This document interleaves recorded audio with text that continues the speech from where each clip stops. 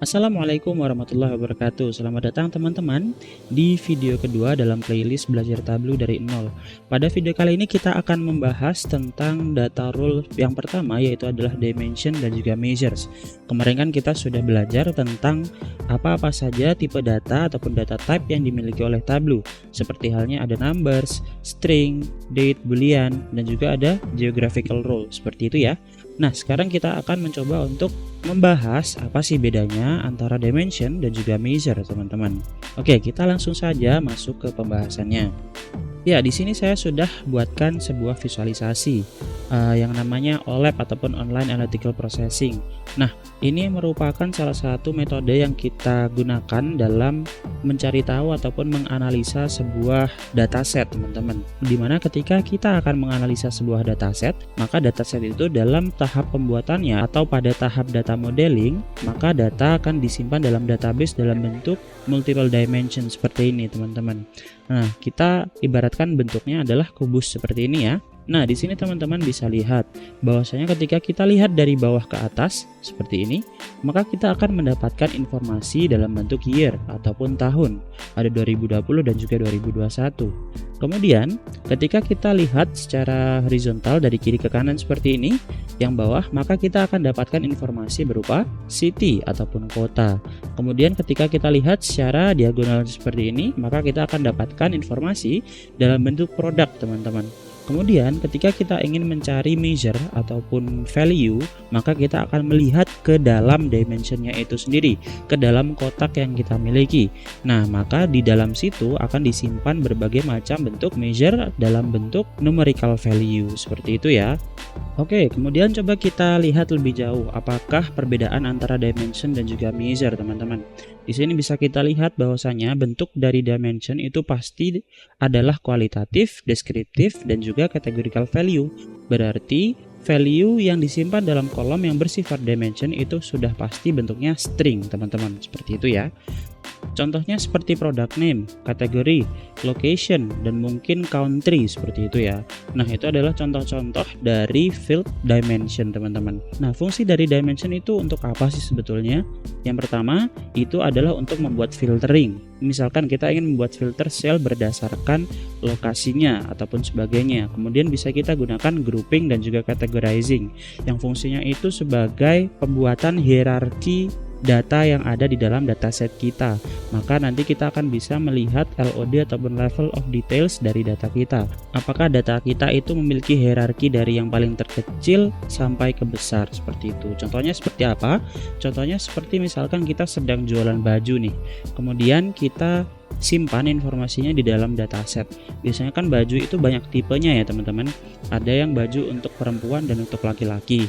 Kemudian yang untuk perempuan itu misalkan ada jilbab, kemudian ada rok panjang dan sebagainya. Kalau laki-laki itu ada kaos, kemudian ada celana pendek dan sebagainya. Nah, kemudian untuk yang laki-laki itu sendiri, misalkan kita ambil kaos, maka kaosnya itu ada yang dari bahan katun, ada yang dari bahan nilon dan sebagainya. Nah, hal-hal seperti itulah yang dinamakan level of detail. Jadi tingkat granularity dari data kita itu akan semakin tinggi, teman-teman, seperti itu. Nah, kemudian kalau measure itu pasti disimpan dalam bentuk kuantitatif dan juga numerical value. Contohnya adalah seperti sales, profit, quantity, pokoknya kolom-kolom dengan value numerik ataupun angka, seperti itu. Nah, fungsinya sendiri ya sudah pasti untuk dilakukan agregasi. Misalkan kita ingin melakukan sum, kita ingin melakukan rata-rata, min, median, modus, kemudian kita ingin mencari value minimum dan juga value maksimumnya dan sebagainya, seperti itu, teman-teman. Nah, akan tetapi teman-teman harus hati-hati di sini. Kadang ada kolom yang bersifat measure, bentuknya numerical, tapi sebenarnya dia itu masuknya adalah ke kategorikal alias dimensi. Contohnya seperti apa? Contohnya seperti ID dari customer, misalkan seperti itu, ataupun ID dari karyawan. Kan biasanya nomor ID karyawan itu kan bentuknya nomor ya, angka, seperti itu. Tapi kan kita tidak akan melakukan agregasi untuk nomor ID karyawan. Masa kita mau melakukan sum untuk nomor ID karyawan? Masa kita akan melakukan rata-rata dari nomor ID karyawan? Kan tidak mungkin seperti itu ya. Nah, jadi teman-teman harus cukup hati-hati ketika memiliki value dalam bentuk numerikal. Perlu dicek lagi apakah dia itu benar-benar numerikal ataupun dia itu masuk ke dimension seperti itu. Nah, bagaimana cara mengeceknya? Cara mengeceknya cukup gampang seperti ini. Apakah kolom itu numerikal? Kalau bukan, dia pasti adalah bentuknya dimensi, karena bentuknya teks pasti ya. Kemudian kalau jawabannya adalah iya, maka apakah kolom tersebut ataupun nilainya itu bisa diagregasi? Ketika bisa diagregasi, dilakukan sum, dilakukan min, median, modus, maka dia termasuk measure teman-teman. Dan kalau tidak bisa, maka dia sudah pasti dimensi seperti itu. Oke. Nah, kita langsung coba lihat saja di Tableau teman-teman. Oke, di sini saya sudah masuk di Tableau dan saya sudah mengkonek data sebagai contoh kita untuk menentukan apakah sebuah value itu termasuk dimension ataupun measure.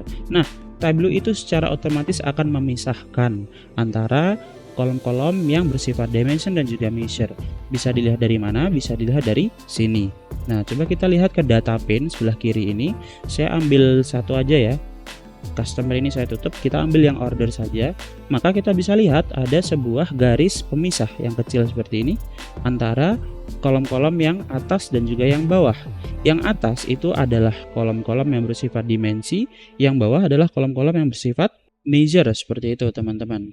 Nah, sebenarnya kita itu bisa mengubah secara manual apakah kita ingin men-assign sebuah kolom ataupun value itu sebagai dimensi ataupun numerikal. Dengan cara kita klik kanan, misalkan customer ID nih yang atas, klik kanan, kemudian kita akan convert to measure seperti itu. Maka customer ID ini yang tadinya ada di atas nanti akan berubah ke bawah seperti ini. Nah, kita bisa meng-assign secara manual ketika kita temukan sebuah value itu sebetulnya harusnya dimensi tapi malah bentuknya itu measure seperti itu. Oke. Nah, ini kita ubah lagi deh karena kan harusnya customer ID itu betul di dimension seperti itu. Oke, kemudian saya menambahkan dua tabel lagi yaitu product dan juga sale. Nah, kita coba akan lihat fungsi dari dimension itu sendiri. Kan tadi saya bilang bahwa dimension fungsinya itu adalah untuk mengetahui tingkat granularity dari data kita ya.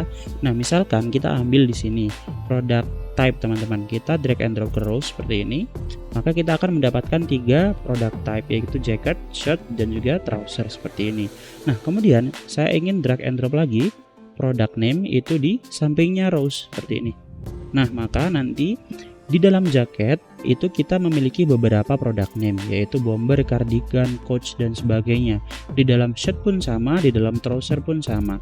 Nah, maka ini nanti bisa kita jadikan informasi lebih lanjut bahwasannya kita memiliki tipe jaket yang bermacam-macam seperti itu. Nah, ini yang kita namakan sebagai level of detail dari sebuah data seperti itu teman-teman.